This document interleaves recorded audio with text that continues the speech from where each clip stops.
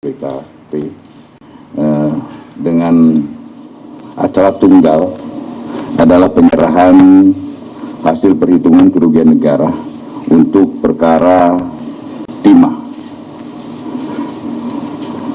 Perkara timah ini hasil perhitungannya cukup lumayan fantastis, yang semula kita perkirakan 271 dan ini adalah mencapai sekitar 300 T. Kemudian hari ini juga kami nanti kedatangan Pak Profesor Bambang Hero Saharjo, Guru Besar Perlindungan Hutan, yang akan menjelaskan tentang kerugian real terkait dengan ekologis, ekonomis, dan rehabilitasi lingkungan. Dan tentunya untuk teman-teman ketahui bahwa perkara timah telah memasuki tahap akhir pemberkasan dan diharapkan dalam seminggu ke depan, sudah dilimpahkan ke pengadilan. Untuk itu mempersingkatnya, mungkin silakan Pak Kepala BPKP untuk menyampaikan. Terima kasih Pak Jaksa Agung. Assalamualaikum warahmatullahi wabarakatuh. Selamat pagi, salam sejahtera untuk kita semua. Kami ingin sampaikan bahwa kegiatan audit perhitungan kerugian keuangan negara atas perkara dugaan tindak pidana korupsi tata niaga komoditas timah di wilayah izin usaha pertambangan atau IUP di PT Timah dari tahun 2015 sampai dengan tahun 2022 ini kami lakukan berdasarkan surat Kejaksaan Agung nomor 2624/FD2/11/2023 tanggal 14 November 2023 yang meminta kami BPKP untuk menghitung kerugian keuangan negara atas kasus tersebut. Setelah kami menerima permintaan penyidik tersebut, kami telah melaksanakan prosedur-prosedur audit untuk mengumpulkan bukti-bukti termasuk berdiskusi dengan para ahli.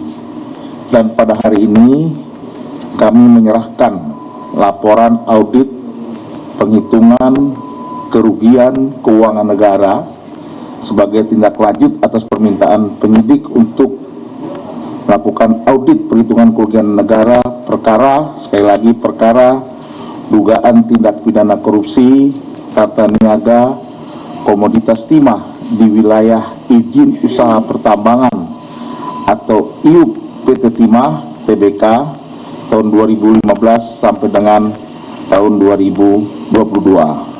Tadi setelah seperti yang disampaikan Pak Jaksa Agung, total kerugian keuangan negara adalah sekitar 300,003 triliun dan nanti selengkapnya akan disampaikan oleh deputi saya, deputi investigasi, dan tentu saja oleh Jaksa Agung Pidana Khusus. Demikian Pak Jaksa Agung, terima kasih. Baik, teman-teman, nanti waktu akan kami serahkan ke Jampitsus dan ke Pak Ibu Deputi dan tentunya Pak Bambang, Profesor Bambang, dan silakan kalau teman-teman mungkin mau mendalami pertanyaan-pertanyaan, silakan, dan saya mengharapkan adalah secara dilaksanakan secara tertib dan tentunya saya mengharapkan ini bisa disampaikan kepada masyarakat.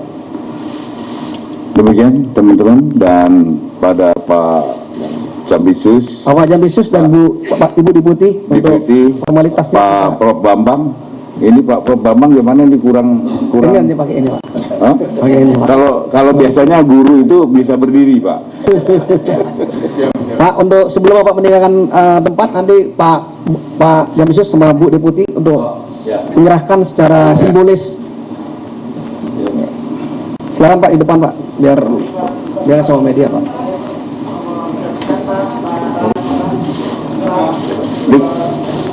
Tadi Pak Jaksa Agung sama Pak silakan. Wah. Di depan Pak.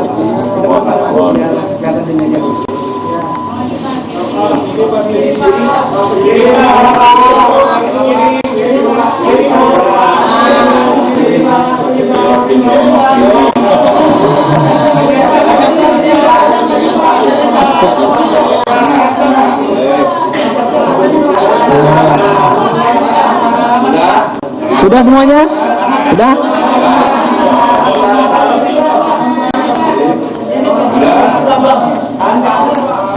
Oke. Dengan selesainya penyerahan dari BPKP kepada Pak Jampisus, Pak Jaksa Agung dan Kepala BPKP, kami persilakan untuk meninggalkan tempat karena ada kegiatan lain.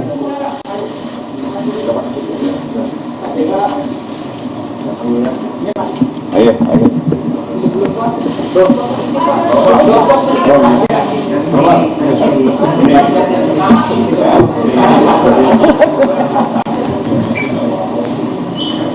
Itu tadi penyerahan audit dari BPKP yang juga sempat melakukan konferensi pers, yaitu Muhammad Yusuf Ateh sebagai Kepala BPKB terkait dengan audit tindak pidana korupsi dugaan PT Timah atau Komoditas Timah pada tahun 2015 hingga 2022. Hingga saat ini Kejaksaan Agung telah menetapkan 5 tersangka atas kasus dugaan korupsi PT Timah yang diduga menyebabkan kerugian negara hingga 300 triliun. Namun kita dengarkan kembali pernyataan resmi dari Jampitsus terkait dengan kasus ini.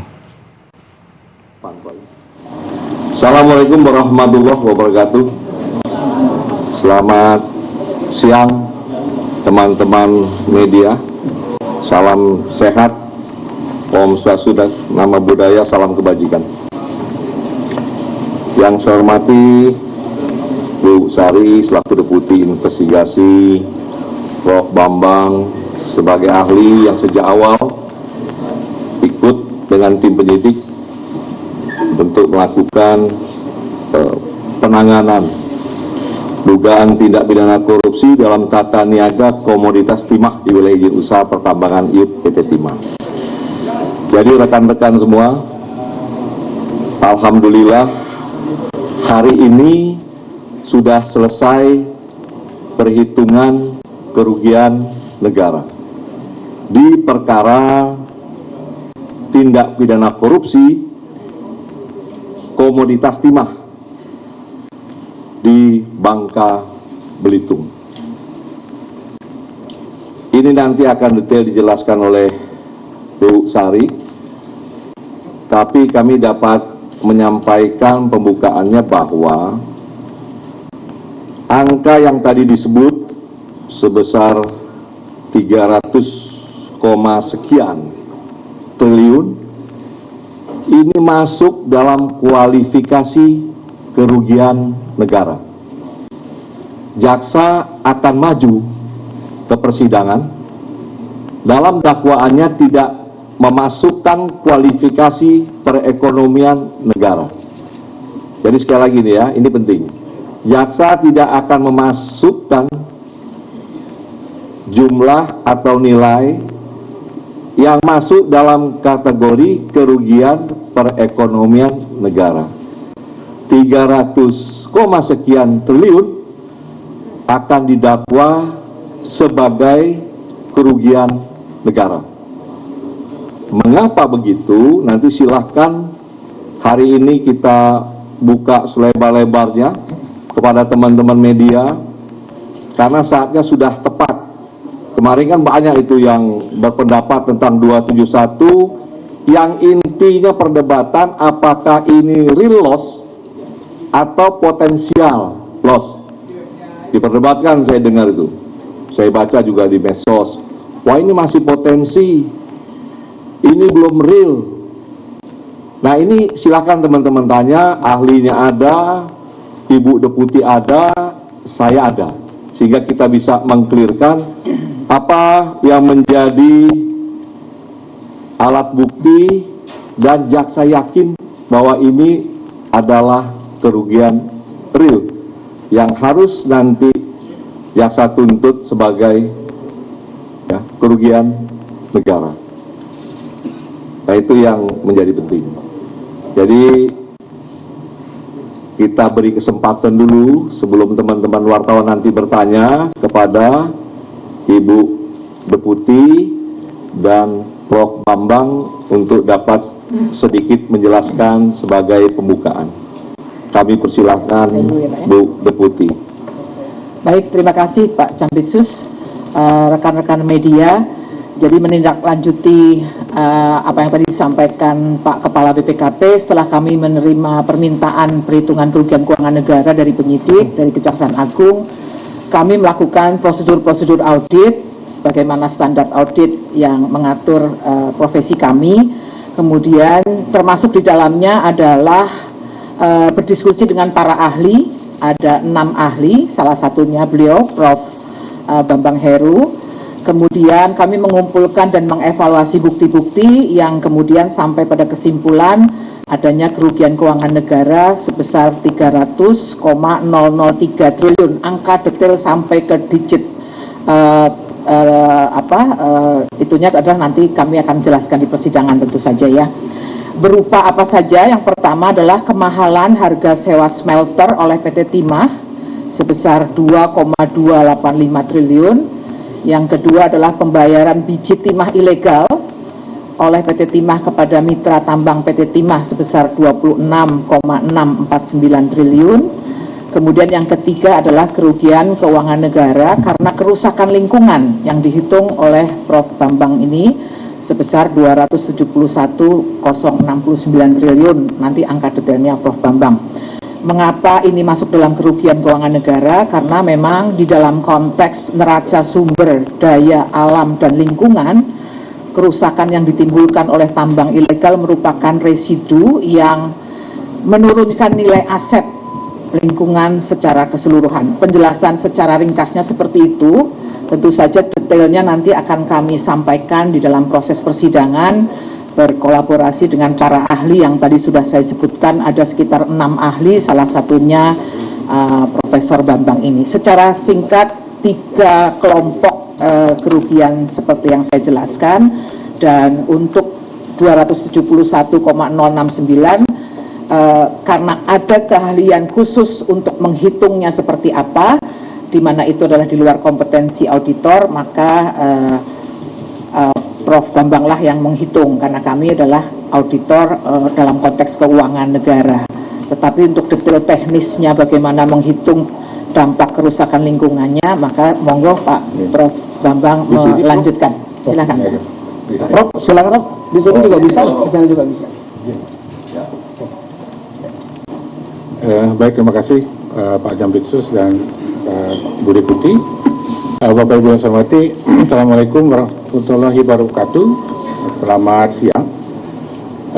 Menyambung seperti apa yang pernah saya sampaikan di press conference bulan Februari, ya, kalau nggak salah, tahun 2024, maka sekali lagi kami ingin menegaskan bahwa dalam rangka untuk menghitung kerugian lingkungan seperti dipersyaratkan oleh Permen LH 7/2014, maka wilayah tersebut harus dibuktikan rusak secara saintifik. Untuk memastikan itu, maka kami melakukan legal sampling kepada area tambang timah, ya, yang berada di Bangka Belitung. Jadi kami datangi, kami mengambilan sampel, ya, termasuk contohnya itu misalnya dari yang tersisa itu, ya, katakan misalnya hasil bongkaran mereka ke atas, kita ambil, disampling, disaksikan oleh penyidik, kemudian termasuk juga vegetasi yang di atasnya, ya, dan itu satu lokasi, tidak hanya satu titik, dan itu ada beberapa titik begitu, ya, baik yang ada di Bangka, Belitung maupun Belitung Timur. Dan kami lakukan itu pada wilayah representasi dari wilayah yang sudah terbuka itu. Ya, jadi ada hasil perhitungan kemudian akhirnya terungkap di kawasan hutan itu tidak hanya di kawasan hutan produksi, ternyata juga ada di kawasan lindung, bahkan ada di dalam Taman Nasional. Nah, setelah hasil analisa laboratorium berdasarkan sampel yang kami ambil, ya disaksikan oleh penyidik, tentu saja dengan berita acara dan sebagainya, maka dipastikan wilayah tersebut rusak. Ya, dari situlah kemudian kami tahu ya ada wilayah yang di dalam kawasan hutan maupun yang di non kawasan hutan. Nah, pertanyaannya adalah bagaimana caranya kami merekonstruksi kejadian itu untuk memastikan bahwa memang terjadi perusakan itu. Ya, jadi kami menggunakan citra satelit sehingga kami tahu pergerakan di tahun itu. Jadi kami buat seri, misalnya di tahun 2015 itu di mana saja mereka melakukan aktivitas itu. Kemudian di 2016, di 2017, 2018, 19, 2020, 2021, 2022. Sehingga dari situ rekonstruksi itu bisa dengan mudah dipahami, ya, kemana mereka melakukan ekspansi itu, ya, di 2015 berapa, 2016 dan sebagainya. Dan dari situlah akhirnya kami menghitung berapa luasan yang dilakukan per tahun, sehingga itu kita bisa bangkitkan gitu ya dengan citra satelit, kita pertunjukkan, kita pertontonkan, itu bisa dicek. Nah, sehingga berdasarkan itu teman-teman sudah tahu ya, tidak perlu saya ungkap lagi, ada angka keluar 271 triliun sekian itu. Nanti detailnya akan kami sampaikan di persidangan. Jadi tentu saja semua itu diukur, tidak dikira-kira, dan parameternya sudah jelas, dan sehingga tidak ada istilah potential loss. Itu adalah betul-betul total loss, ya. Nah, sehingga berdasarkan itulah kemudian kami menghitung kerugian seperti yang teman-teman ketahui tadi. Jadi ada ecological disturbance, terganggu ya. Kemudian yang kedua adalah environmental economic yang rusak, dan yang ketiga itu adalah pemulihan yang harus dilakukan. Nah, Bapak Ibu harus tahu ya bahwa poin 1 dan 2 yaitu kerugian ekologis dan ekonomis itu mestinya itu hak negara yang bisa didapatkan kalau tidak terjadi kerusakan di situ. Nah, kemudian yang kedua, akibat kerusakan yang terjadi, maka itu harus dipulihkan. Nah, yang jadi pertanyaan kemudian adalah kalau dia tidak dipulihkan, lalu tanggung jawab siapa? Nah, dari regulasi yang ada, apapun alasannya, PT Tambang Timah Tbk itu harus bertanggung jawab terhadap apa yang terjadi di lokasi tersebut. Karena pada akhirnya kalau itu tidak dilakukan, maka itu menjadi beban, menjadi tanggung jawab negara. Jadi ada 3 ya, yang poin 1 dan 2 itu adalah hak negara yang dalam hal ini akhirnya dirusak, sehingga mestinya dapatkan sesuatu ya dari hasil tambang itu, ternyata kita lihat adalah terjadi environmental destruction. Yang kedua itu yang juga penting adalah itu harus dipulihkan ya, karena masyarakat ya sesuai dengan bunyi Undang-Undang Dasar 45 berhak untuk mendapatkan lingkungan yang baik dan sebagainya. Sehingga sekali lagi saya ingin sampaikan dulu bahwa itu adalah menjadi tanggung jawab dari tambang PT Timah Terbuka. Nah, kalau itu tidak dilakukan, maka itu menjadi kewajiban negara. Jadi sementara itu yang bisa saya sampaikan. Terima kasih. Assalamualaikum warahmatullahi wabarakatuh. Terima kasih Pak Jambisus. Jadi sudah jelas ya apa yang disampaikan oleh ketiga narasumber pada pagi hari ini. Mungkin rekan-rekan media yang bertanya atau mendalami kasus ini, silakan. Biar lebih terang dan lebih jelas nanti ke depannya di masyarakat. Ada yang mau bertanya? Ayo silakan, maju depan Mas. Sini Mas. Biar teman-teman media yang lain juga dengar.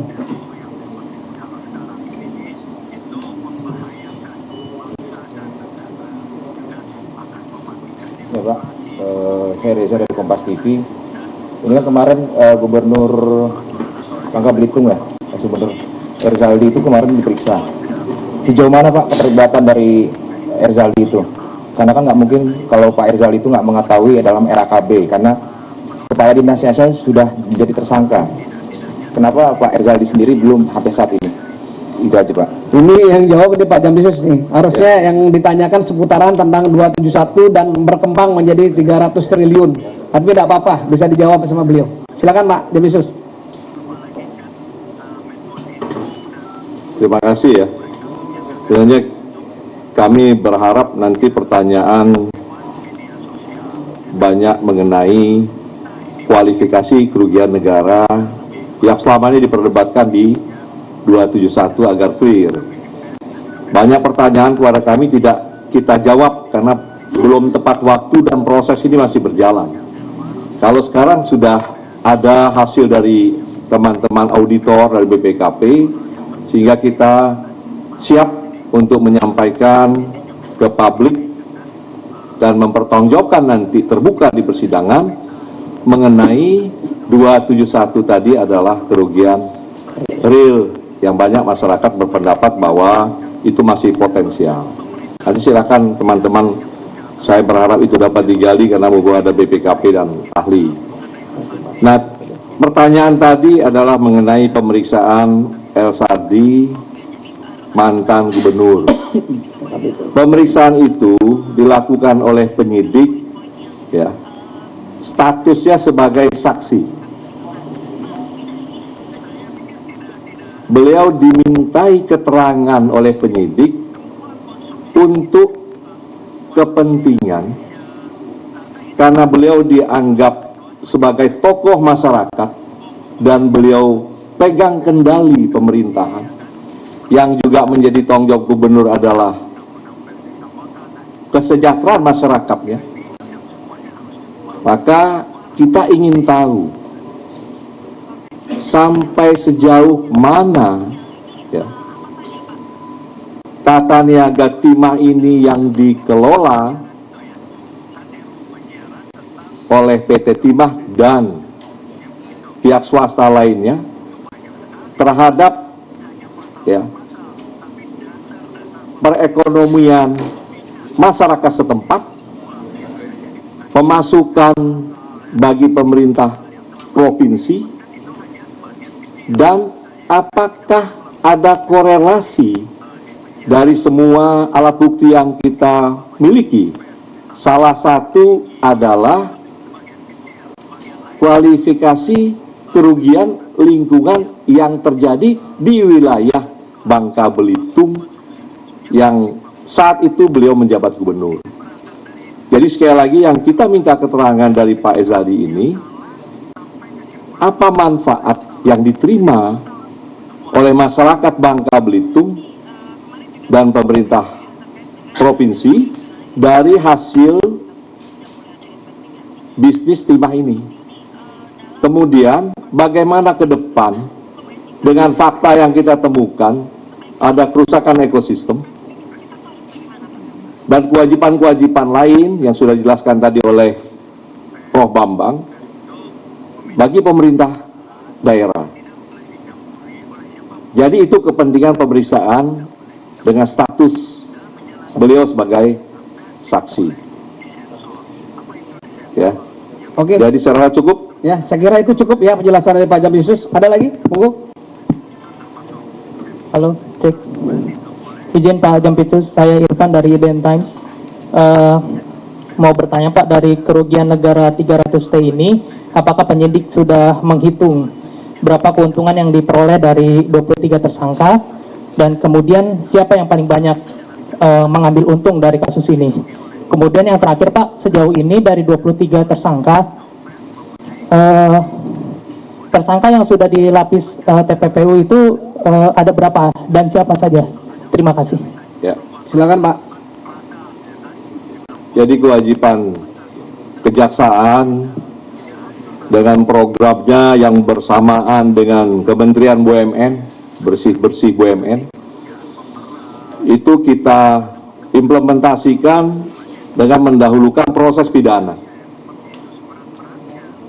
Dengan harapan apabila proses pidana ini selesai, perusahaan ini nanti akan melakukan bisnis dengan tata kelola yang akan diatur oleh Kementerian SDM tentunya kalau menyangkut timah atau leading sektornya lah.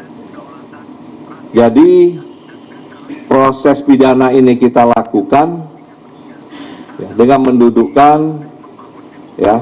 mendudukkan bagaimana dan siapa yang bertanggung jawab, bagaimana proses nanti penuntutannya, ini sedang kita lakukan. Terkait pertanyaan tadi, bahwa siapa-siapa saja yang menikmati, siapa saja yang dibebani, ya, kami belum bisa sampaikan ke publik. Kenapa? Karena terkait tim pelacakan aset kami masih bekerja dan berjalan di lapangan. Beban kita selain membuktikan bahwa ini adalah pidana tipikor yang dilakukan oleh penyelenggara negara atau pejabat dari PT Timah bermufakat jahat dengan pihak swasta, ya, sehingga kewajiban kedua bagi penyidik bagaimana ini bisa mengembalikan kerugian yang telah terjadi. Oleh karena itu, ini ada korelasinya dengan TPPU. Penyidik dalam pencarian aset itu menggunakan selain tipikor untuk melihat hasil kejahatannya itu ada di mana dan bisa ditarik, apa yang alatnya yang digunakan, seperti smelter, disita. Nah, ini kan bukan hasil kejahatan, tetapi ini sebagai alat yang digunakan untuk melakukan kejahatan. Nah, semua itu sedang dihimpun tuh. Dan tim kita masih bekerja, akan kita lakukan penyitaan dengan pintunya juga TPPU, dan ini segera akan kita gelar sebagaimana Pak Jaksa Agung sampaikan. Mudah-mudahan ini akan maksimal kita bisa melakukan pengamanan dengan tindakan penyitaan terhadap aset. Jadi untuk TPPU saya rasa nanti semua sudah clear, sudah kita umumkan tuh, yang kena siapa saja. Setiap ada penetapan kita sudah sampaikan. Tapi mengenai aset-aset dan siapa yang menerima keuntungan masing-masing berapa, mohon maaf kami belum bisa sampaikan, takut anak-anak kehilangan aset. Anak-anak yang masih bekerja di lapangan nanti kehilangan aset-asetnya yang sedang diburu. Jadi itu ya. Ya, jadi udah cukup ya. Jadi belum bisa kami sampaikan secara real, tetapi nanti dalam surat dakwaan pasti akan disampaikan. Dalam waktu 1-2 minggu ke depan, Pak Jaksa Agung sudah menyampaikan ini akan segera dilimpahkan. Silakan.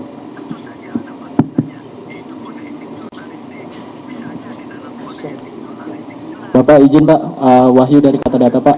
Pak, terkait sampling tadi Pak, ada berapa sampling yang diambil dan di wilayah mana aja di Bangka ataupun di Belitungnya Pak? Terima kasih. Ini pertanyaan kepada Prof nih. Monggo Prof. Baik, terima kasih. Seperti sampaikan tadi bahwa untuk mendapatkan informasi terkini begitu ya secara saintifik, ini juga diminta oleh proses perhitungan itu, maka kami mengambil sampel itu di areal yang mewakili, apakah itu di Bangka dan juga di Belitung dan Belitung Timur. Jadi kami datangi semua itu. Totalnya saya tidak apa ya, nanti di persidangan aja diungkap. Nah, jadi kami datangi itu, misalnya wilayah katakan misalnya di Bangka Tengah. Nah, kita cek nanti di status dan sebagainya, karena selama di lapangan kami dampingi juga oleh tim penyidik dari Kejaksaan Agung dan juga dari PT Timah. Nah, kita temukan misalnya di situ adalah area APL misalnya. Nah, kita ambil. Nah, termasuk juga kita ukur berapa kedalaman air itu ya, yang dia buka itu. Jadi ambil sampel tanahnya, begitu ya, ambil sampel vegetasi dan sebagainya, dan itu kemudian dianalisis di lab untuk sifat fisik, kimia, biologi, dan juga kondisi vegetasi. Nah, juga nanti kami datangi juga pada kawasan berhutan, ya, apakah itu masuk ke kawasan hutan produksi, kemudian juga ke kawasan lindung, dan juga masuk ke area di Taman Nasional. Nah, itu semua kami dapatkan setelah kami merekonstruksi itu berdasarkan data yang disiapkan oleh penyidik Kejagung dan juga dengan citra satelit, sehingga dari situ kami clear melihat itu. Nah, sebetulnya saya ingin buka di sini Pak Kapus, cuman nanti sudah masuk pokok perkara gitu ya. Nah, itu kelihatan sekali. Misalnya di 2015 di lokasi ini, katakan di PT ini, seperti apa sih gambarannya, kita zoom kelihatan itu. Bukaannya kemana tuh kelihatan. Nah, kemudian juga di 2016 seperti apa, 17 seperti apa, 18, 19, 2022 luasannya pun kita tahu.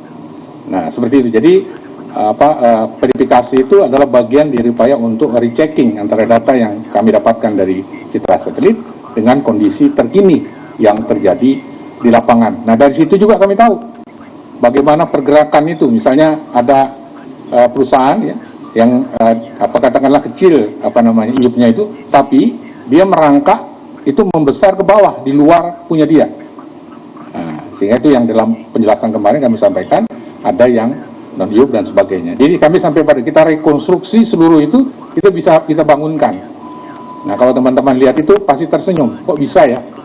Nah, itulah salah satu cara kami untuk meyakinkan penyidik bahwa apa yang kami lakukan itu bukan, sekali lagi, bukan potensial tapi the real. Nah, kalau di zoom itu kelihatan sekali. Nah, jadi kira-kira begitu yang bisa kami sampaikan. Segera itu ya, tadi udah jelas real ROS-nya itu udah jelas ya, dari citra satelit, pemeriksaan di lapangan udah jelas. Nanti itu kebutuhannya di pembuktian di persidangan ya, udah jelas. Jadi beliau ini bukan saja ahli penanganan perkara di timah, beliau juga sebagai ahli di penanganan perkara Duta Palma kemarin, dan beberapa ahli lain. Sudah terbiasa beliau melakukan perhitungan yang real loss seperti ini. Ada pertanyaan lagi? Lagi. Ya, cek dulu nanti kok.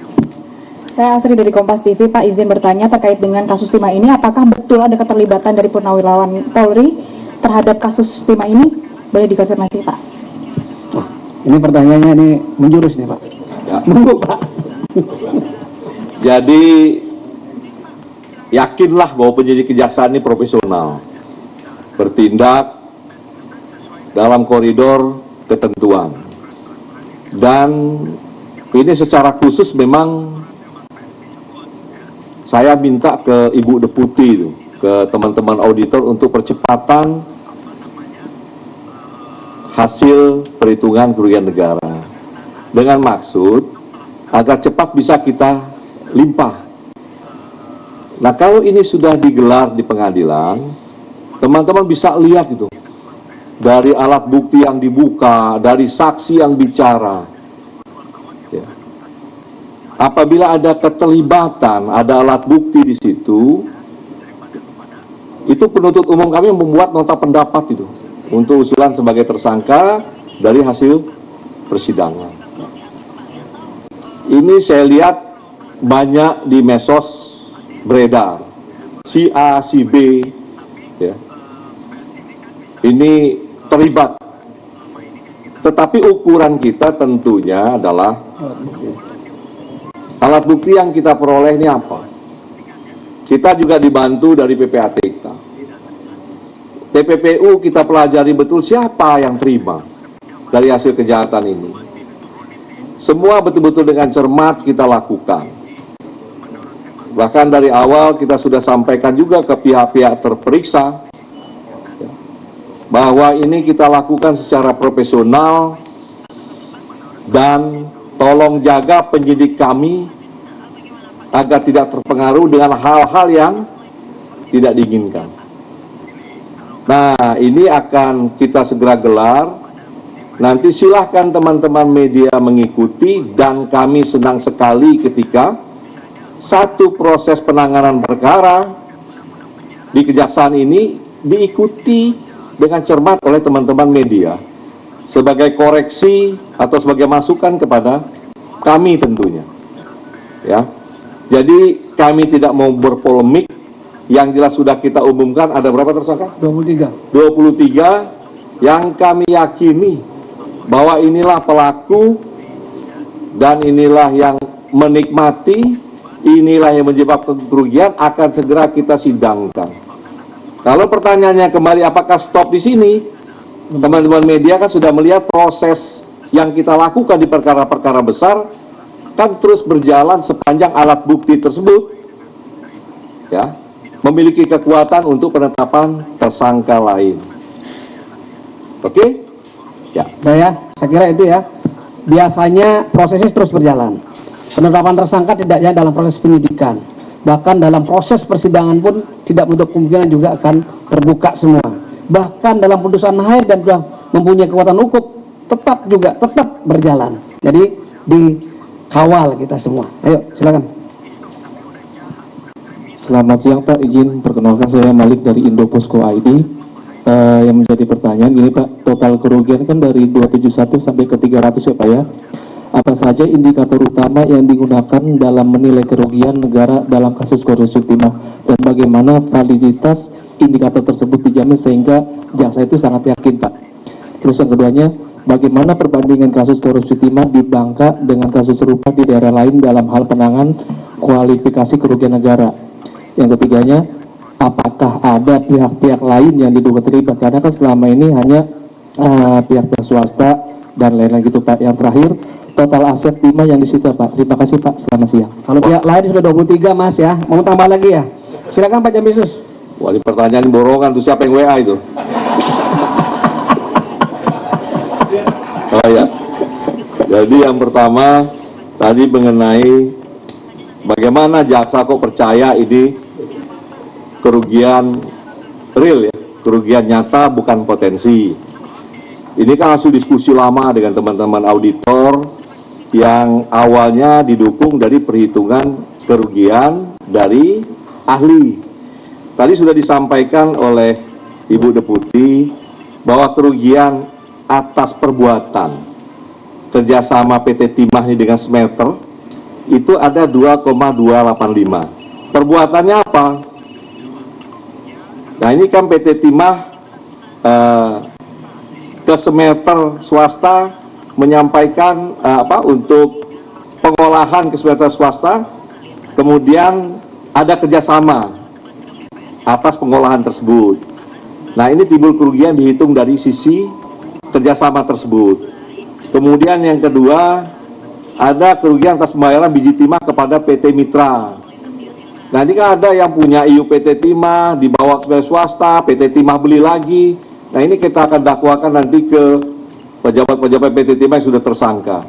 Nah yang ketiga yang saya lihat polemik, dan banyak betul masuk pertanyaan ke saya juga, WA, bagaimana 271 ini kerugian lingkungan kok bisa jadi kerugian tipikor.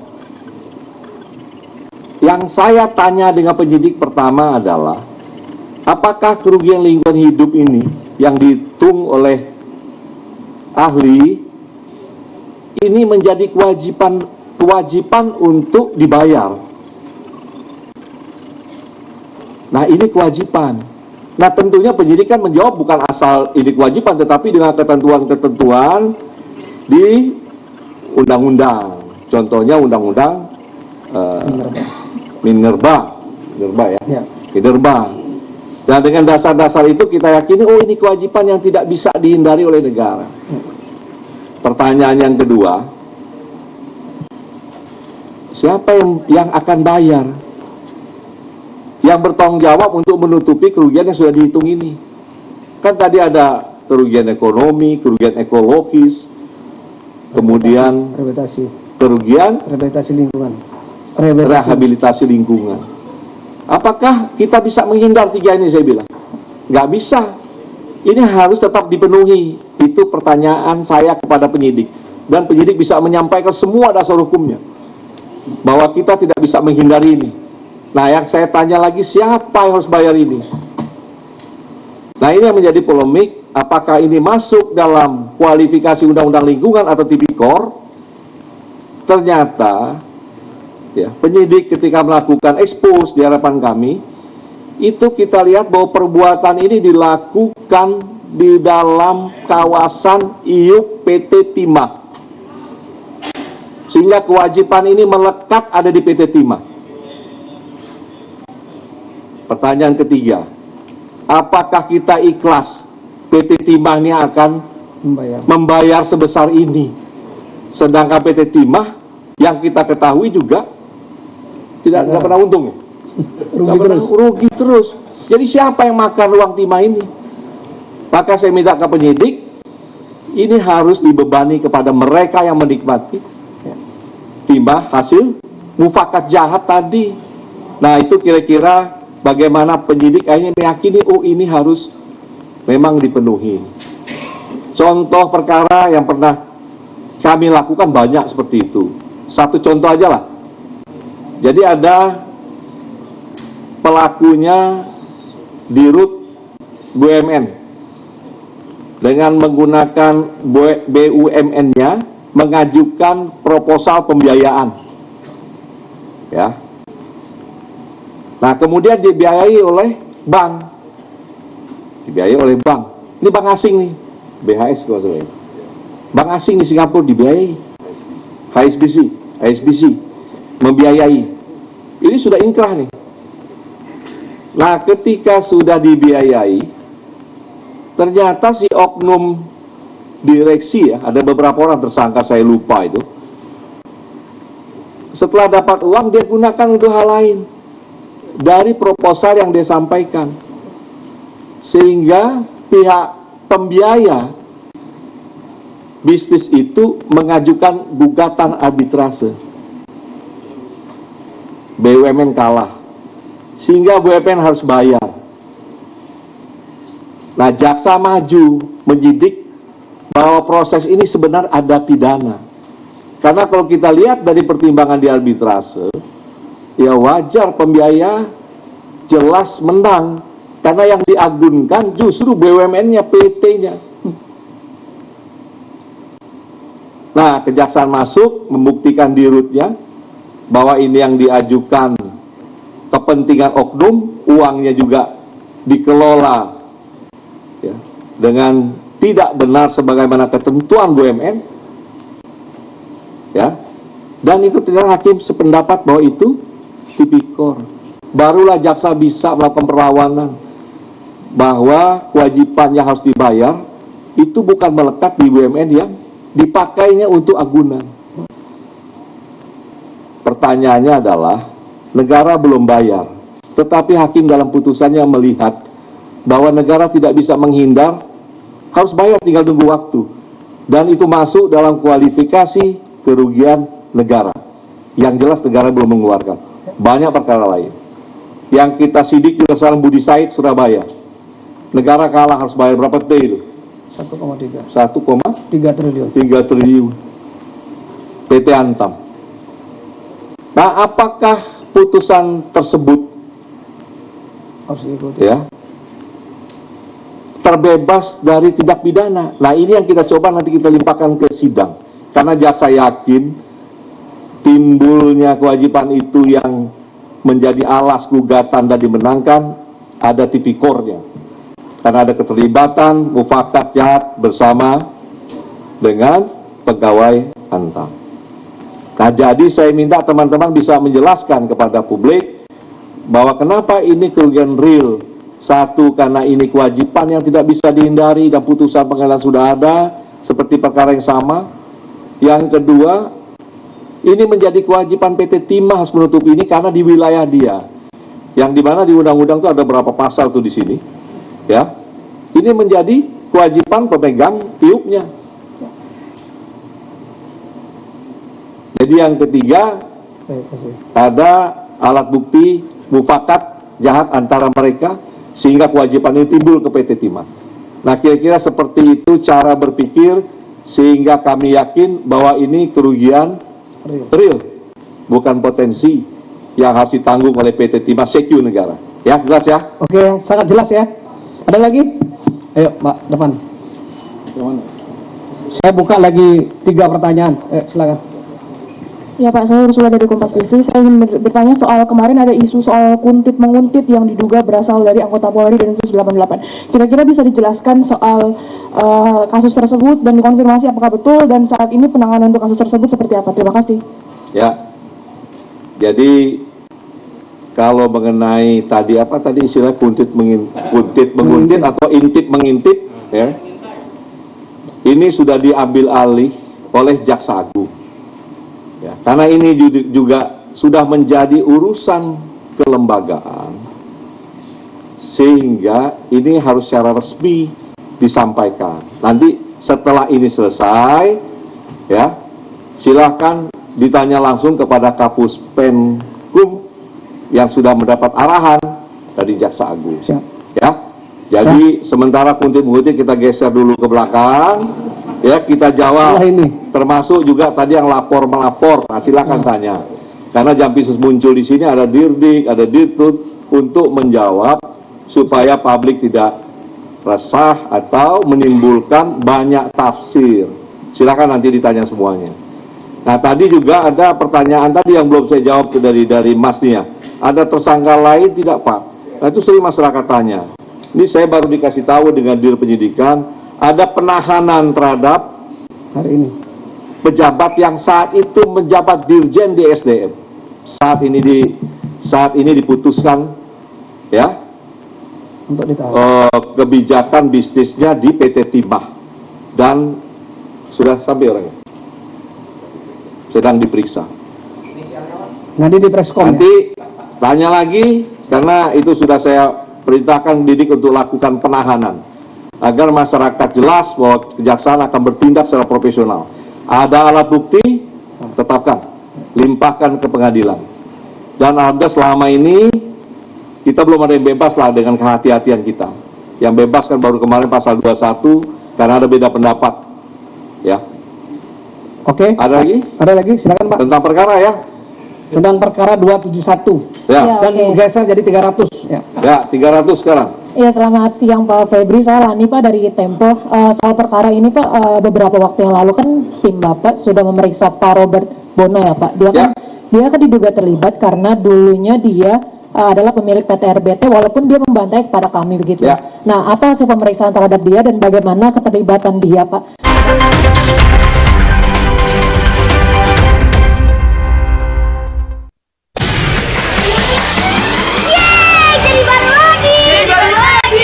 Jadi baru lagi. Avian, cepat keringnya baru selamanya. Jadi baru lagi. Avian, cat kayu dan besi. Percaya, Avian